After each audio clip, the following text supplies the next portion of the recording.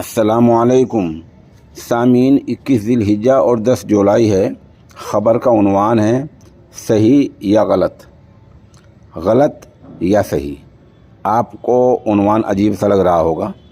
बात दरअसल ये है, कुछ दिन पहले मुल्क के वज़ीर-ए-आज़म जनाब नरेंद्र मोदी साहब ने यह बयान दिया था कि क्या एक घर में दो तरह के क़वानीन चला करते हैं। उन्होंने पूरे हिंदुस्तान को एक घर माना था और कहा था कि एक घर में दो तरह के कानून नहीं चला करते, इसलिए मुल्क में यकसा सिविल कोड होना चाहिए। ठीक है जी। अभी 24 घंटे पहले मुल्क के वज़ीर दाखिला अमित शाह का बयान आया है कि यकसा सिविल कोड से ईसाइयों और कबायलियों को, जो आदिवासी हैं, उनको अलग रखा जाएगा, उनको मुस्तस्ना रखा जाएगा।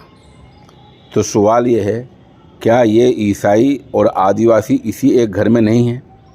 तो हम ये सोचकर हैरान हैं कि वज़ीर आज़म के बयान को सही माने या वज़ीर दाखिला अमित शाह के बयान को सही माने, ये बात हमारे समझ में नहीं आई है।